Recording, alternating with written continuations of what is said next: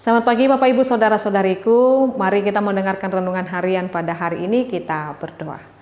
Kasih karunia Tuhan kita Yesus Kristus, kasih dari Allah Bapa dan persekutuan Roh Kudus itulah kiranya menyertai kamu. Amin. Firman Tuhan untuk kita pada hari ini Bapak Ibu Saudara-saudariku, yaitu yang tertulis dalam kitab Amsal 15 ayat 1. Jawaban yang lemah lembut meredakan kegeraman, tetapi perkataan yang pedas membangkitkan marah. Demikian pembacaan firman Tuhan. Bapak Ibu Saudara-saudariku, renungan kita pada hari Senin yang lalu diajarkan kepada kita untuk memiliki karakter Kristus, yaitu hidup di dalam kerendahan hati, lemah lembut dan sabar.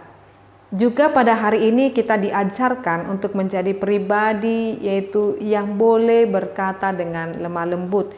Bagaimana caranya, Inang? Berkata dengan lemah lembut, apakah dengan lambat, apakah dengan lemah gemulai, apakah itu yang disebut dengan lemah lembut?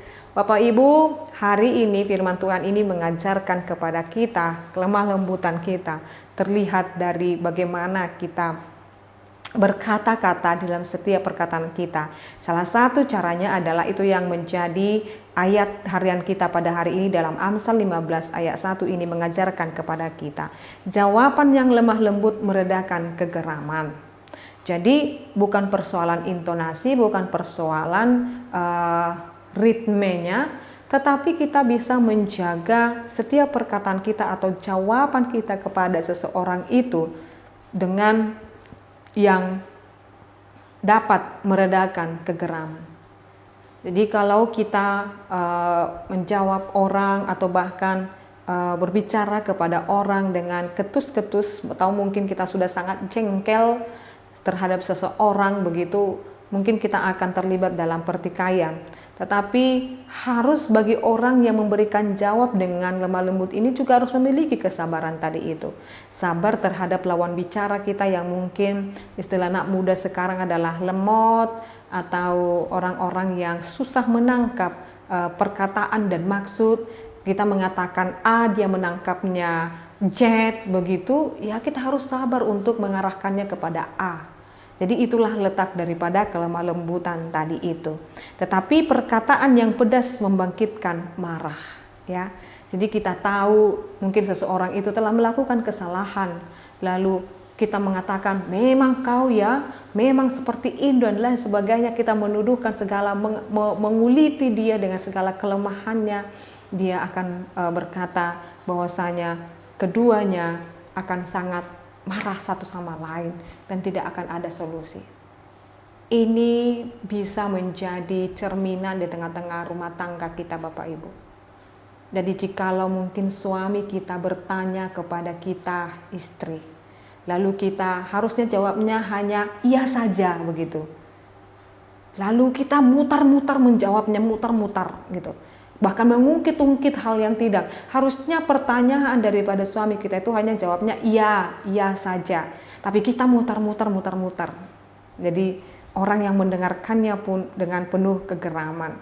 Jadi saat ini Bapak Ibu Saudara-saudariku, kita diingatkan untuk melihat dan meminimalis pertikaian di tengah-tengah dalam setiap kehidupan kita, terkhusus dalam rumah tangga kita. Juga para anak-anak juga di tengah-tengah keluarga harus memberikan jawaban yang ketika ditanya orang tuanya, "Nak, kamu dari mana? Sudah sampai jam segini baru pulang ke rumah." Jikalau langsung dia bilang seperti ini, "Untung aku masih ingat pulang." Ya, langsung bangkit amarah orang tua pasti mendengar itu. Padahal orang tuanya hanya berkata, "Nak, kamu kenapa lama pulang, kemana saja?" Lalu dijawabnya dengan, "Untung aku masih pulang." Maka orang tua akan berkata dengan kegeraman, mungkin segala hal yang menjengkelkan dalam hatinya, "Saya bertanya baik-baik, jawabnya demikian," gitu. Jadi hanya mungkin ketika orang tua berkata demikian, si anak pasti akan berkata, jikalau dengan tenang, dengan kelemah lembutan, dia pasti akan berkata, "Iya mak, tadi ada kelas tambahan, tadi ada ekstrakurikuler dan lain sebagainya." Mungkin hanya penjelasan demikian, bukan mau mengarahkan orang untuk membangkitkan amarah. Maka Bapak Ibu Saudara-saudariku, ternyata Alkitab kita, firman Tuhan juga mengajarkan kita bagaimana menjawab seseorang. Jadi mari kita ketika ada pertanyaan kepada kita, mari kita jawab dengan baik, dengan langsung dengan jawabannya, nggak usah mutar-mutar atau bahkan menjengkelkan hati orang, atau sengaja kita membuat hatinya jengkel, jangan Bapak Ibu. Jadi saat ini mari kita menjaga setiap perkataan kita, lisan kita.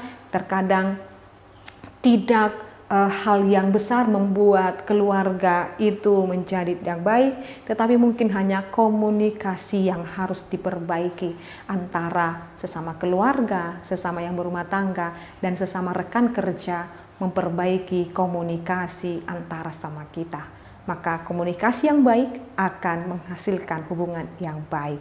Demikian juga dengan jikalau komunikasi kita baik kepada Tuhan, disiplin kita senantiasa berkomunikasi dengan Tuhan di dalam doa-doa dan pujian kita, maka hubungan kita dengan Allah itu semakin dipulihkan dalam setiap kehidupan kita. Amin, kita berdoa. Terima kasih Allah Bapa kami buat firman Tuhan mengajarkan kami untuk memberikan jawaban yang lemah lembut, jawaban yang benar-benar Tuhan menyenangkan Tuhan, bukan malah membangkitkan amarah sesama kami. Terima kasih Engkau menjaga setiap lisan kami, Engkau menjaga setiap pembicaraan kami supaya itu berkenan di hadapan Tuhan. Terima kasih Bapa, dalam nama Yesus Kristus kami berdoa dan mengucap syukur. Anugerah daripada Tuhan kita Yesus Kristus, kasih dari Allah Bapa dan persekutuan Roh Kudus itulah kiranya menyertai-Mu. Amin. Selamat pagi Bapak Ibu, saudara-saudariku, Tuhan Yesus memberkati. Shalom.